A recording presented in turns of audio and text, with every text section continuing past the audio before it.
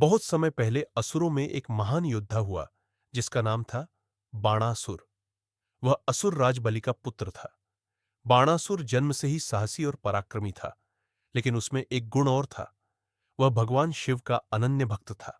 उसने कठोर तपस्या की, वर्षों तक ध्यान में बैठा रहा। उसकी भक्ति से प्रसन्न होकर भगवान शिव उसके सामने प्रकट हुए। शिवजी ने कहा, वत्स, मांगो, तुम्हें क्या चाहिए।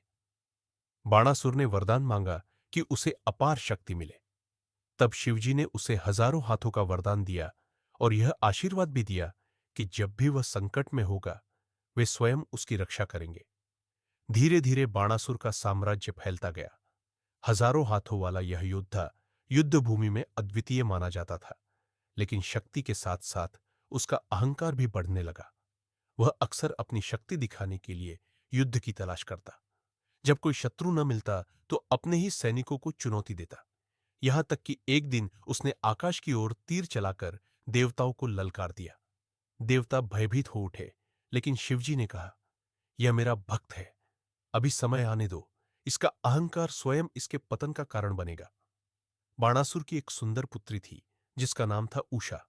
वह अत्यंत सुशील और कोमल हृदय वाली थी। एक रात उसने एक विचित्र स्वप्न देखा। उसने देखा कि एक वीर युवक उससे मिल रहा है और उसी क्षण वह उससे मोहित हो गई। जब सुबह हुई, उषा बेचैन थी। उसकी सखी चित्रलेखा, जो योग और मायावी विद्या में निपुण थी, ने उसकी व्याकुलता देखी और कारण पूछा। उषा ने अपना स्वप्न सुनाया। चित्रलेखा ने अपनी सिद्धियों से ध्यान लगाया और उस युवक की पहचान की। उसने कहा, राजकुमारी, यह वीर और कोई नहीं बल्कि अनिरुद्ध है, द्वारका के स्वामी श्री कृष्ण का पौत्र।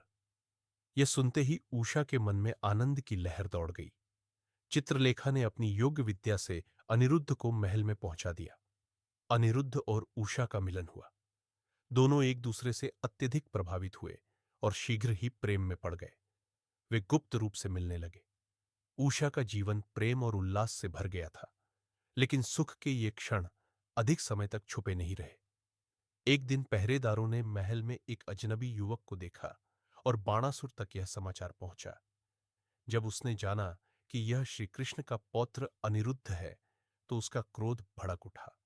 उसने तुरंत अनिरुद्ध को बंदी बना लिया और लोहे की जंजीरों में जकड़ दिया। उषा रोती रही, अपने पिता से विनती करती रही, लेकिन बाणासुर ने उसकी एक न सुनी। जब द्वारका में यह समाचार पहुंचा, श्री कृष्ण और बलराम क्रोधित हो उठे। उन्होंने तुरंत यादव सेना के साथ बाणासुर के राज्य की ओर प्रस्थान किया। दोनों सेनाएं आमने सामने खड़ी हो गई। आकाश शंखनाद से गूंज उठा। असुरों की विशाल सेना एक ओर थी और दूसरी ओर यादवों का पराक्रमी दल। यह कोई साधारण युद्ध नहीं था, बल्कि धर्म और अधर्म की टक्कर थी। युद्ध आरंभ हुआ। बाणासुर ने अपने रक्षक भगवान शिव को स्मरण किया। शिवजी अपने भक्त के आह्वान पर प्रकट हुए। अब दृश्य अद्भुत था। एक ओर श्री कृष्ण और बलराम और दूसरी ओर स्वयं महादेव और बाणासुर। शिवजी ने अपने धनुष से बाण चलाए। श्री कृष्ण ने सुदर्शन चक्र से उनका प्रतिकार किया। बलराम ने अपनी गदा और हल से असुर सेना को धराशायी कर दिया।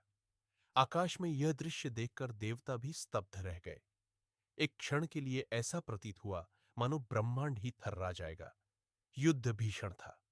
शिव जी और श्री कृष्ण के अस्त्र शस्त्र आपस में टकरा रहे थे। बाणासुर अपने हजारों हाथों से शस्त्र चलाता, लेकिन श्री कृष्ण की दिव्य शक्ति के सामने टिक न पाया। अंततः श्री कृष्ण ने अपने दिव्य अस्त्र से बाणासुर के हजारों हाथ काट दिए। बाणासुर भूमि पर गिर पड़ा। उसका अहंकार चूर चूर हो गया। तभी शिवजी आगे बढ़े और युद्ध रोकते हुए बोले, वत्स कृष्ण, बाणासुर मेरा भक्त है। यह सत्य है कि इसका अहंकार इसे यहां तक ले आया, परंतु इसे क्षमा कर दो। श्री कृष्ण ने कहा, भोलेनाथ, आपके भक्त को मैं जीवित रहने दूंगा, पर इसका अहंकार अब कभी इसे मार्ग से भटकने नहीं देगा। युद्ध समाप्त हुआ। अनिरुद्ध को बंधन मुक्त किया गया। उषा का चेहरा प्रसन्नता से खिल उठा। बाणासुर ने पश्चाताप करते हुए अपनी पुत्री का विवाह अनिरुद्ध से कराया। पूरा नगर उल्लास और आनंद से भर गया। स्वयं श्री कृष्ण और भगवान शिव ने इस विवाह को आशीर्वाद दिया।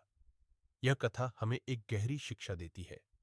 भक्ति का अर्थ केवल तपस्या और शक्ति पाना नहीं है। अगर उसके साथ विनम्रता न हो तो वह भक्ति अधूरी है। बाणासुर शिवजी का अनन्य भक्त था, लेकिन उसका अहंकार उसे विनाश के मार्ग पर ले गया। भगवान शिव ने यह भी दिखाया कि वे निष्पक्ष है। वे भक्त का साथ तो देते हैं, लेकिन न्याय के आगे कभी नहीं झुकते। और अंत में यह भी सिद्ध हुआ कि प्रेम और करुणा युद्ध और घमंड पर हमेशा भारी पड़ते हैं। इस महाकथा से हमें यह शिक्षा मिलती है कि सच्ची शक्ति विनम्रता में है, अहंकार में नहीं। और सच्ची भक्ति वही है जिसमें धर्म और न्याय का पालन हो। यही कारण है कि शिवजी और श्री कृष्ण दोनों हमें हमेशा यह प्रेरणा देते हैं कि हम अपने जीवन में नम्र, करुणामयी और धर्म प्रिय बने। एओम नमः शिवाय। हरि ओम।